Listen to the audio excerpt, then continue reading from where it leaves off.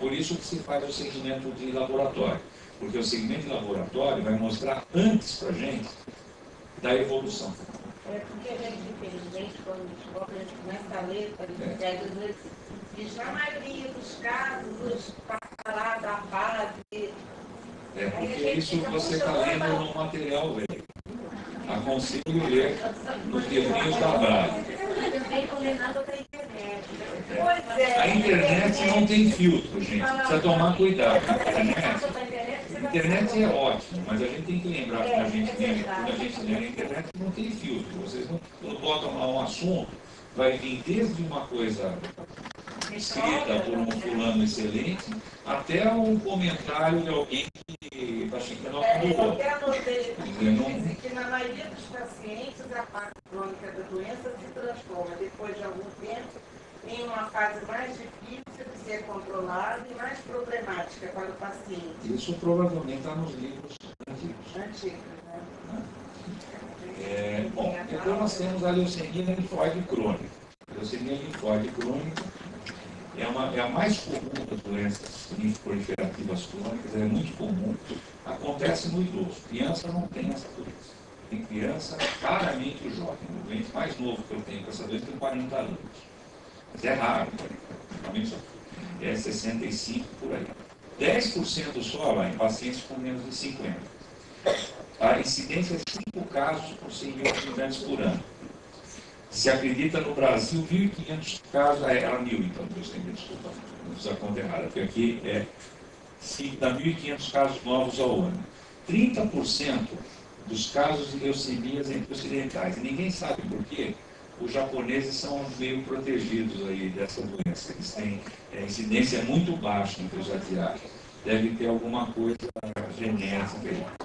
Os homens aqui estão mais ferrados que as mulheres, tem 2 vezes mais frequência para nós. Né? A causa é desconhecida. E é interessante que tem uma ocorrência maior em famílias. Não é que é genético, mas, por exemplo, eu tenho pacientes que têm pai e filha, têm 2 irmãos, têm. Parece que tem uma coisa mais. Não é genético, tipo, porque um tem e o outro vai ter, não é. Né? Mas tem uma ocorrência maior em famílias. Bom, aqui mostra essas células das doenças. Vocês veem que não é aquela grandona, que nem aquela outra que a gente tinha visto, porque essas células são maduras. Por isso que isso é leucemia crônica, não é uma célula blástica, é uma célula madura. Então, essas pessoas não têm um problema muito grave. Eu não sei se aqui, tem alguém aqui que tem esse problema. Então, mas aqui, por exemplo, olha, quando vocês veem isso aqui, essa sombrazinha que aparece aqui, às vezes, o que faz desconfiar o médico que o indivíduo tem. Ele vai fazer um hemograma por qualquer motivo, e aí volta lá, fulano tem 20 mil glóbulos brancos, e vê uma coisa escrito sombras de Grunst, bem escrito no o que é aquilo lá? Aquilo lá não existe de fato. Não existe no indivíduo, no sangue dele. Existe só na lâmina, que é um defeito. Quando a gente pega a lâmina, para a gente fazer isso que acontecer, a gente pega uma lâmina e passa em cima da outra. E algumas células, elas se arrebentam. Então aparece essa sombrinha aqui e a gente acaba desconfiando que o indivíduo possa ter esse problema. Por que ocorre o aumento dos gânglios linfáticos no vaso, no fígado, quando essa doença? É porque essa doença aqui, o linfócito, ele também é a célula que está dentro dos nódulos linfáticos e do vaso. Então, o indivíduo pode ter gânglios aumentados e vaso aumentado. O outro nome de gânglio, para você ter uma ideia, é linfonodo, porque tem linfócito. Com a utilização do medicamento, esses gânglios, eles tendem a diminuir? Tendem a diminuir, isso. Professor, e quando você faz o mielograma, eles não tecam, não vingou, não sei, o que acontece? Eu não entendo. O que é? É uma questão técnica, né?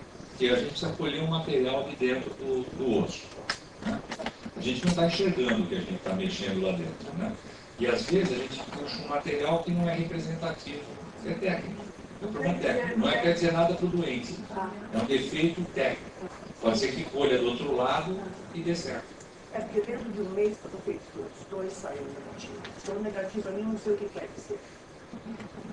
A princípio eu não sei também se a senhora me contar mais detalhes, mas depois se a senhora quiser me contar, eu lhe digo que é o negativo. Tá? Eu descobri que tinha leucemia em julho do ano passado. Foi fazer o exame de sangue e deu alteração nos vasos brancos. Um ano antes, ela tinha feito o mesmo exame e estava tudo bem. Então, lá em casa, nós comentamos, mãe, você só tem isso, você tem a doença a partir de um ano, vamos dizer assim, que um ano antes fez. Aí eu comentando com uma pessoa que, às vezes, essa doença já existia, mas não tinha ido para o sangue.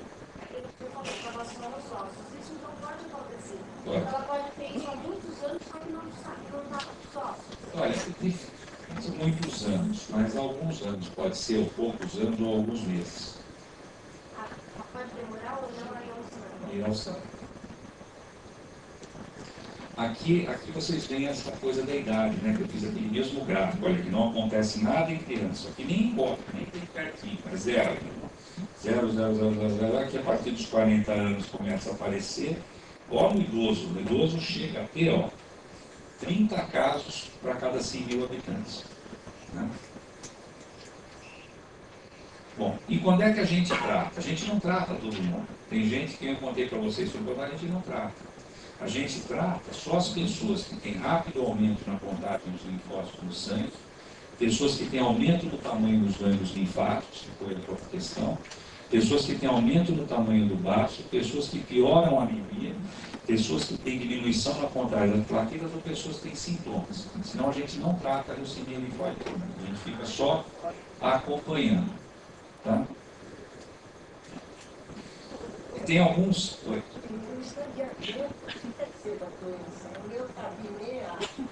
Isso.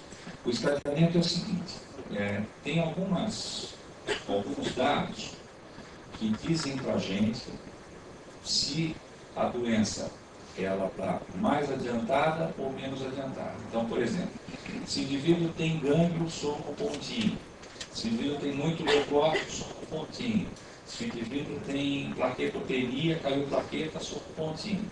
E a partir daí você separa ou pela classificação de Benet ou pela classificação de Rai, né, que é uma outra, se o indivíduo está mais leve ou mais adiantado. E dependendo disso, a gente, em primeiro lugar, a gente sabe qual é a chance de precisar de tratamento ou até qual é a chance de sobrevida do paciente. Então, quanto menos problema tem, menos grave. Isso só na linfóide? Só na linfóide. Nós estamos falando de leucemia linfóide e, como eu falei no comecinho, não comparem nenhuma com a outra e nem duas pessoas que têm a mesma, senão a gente fica louco. Estamos falando de mieloide crônica e estamos falando de linfóide crônica. Tá? Esse é um outro teste que é usado em leucemia linfóide crônica, está começando a ser usado, que é também nesse sentido de dizer para as pessoas se ela tem mais chance de vir a ser tratada ou não, e mais chance de ter problemas ou não. Então, chama-se ZAP70. Então, as pessoas que têm ZAP70 positivo, né, em pequena quantidade, por exemplo, menos de 20%, olha, vocês vejam que ela não tem quase problema. Né? Ela vive normal como qualquer pessoa.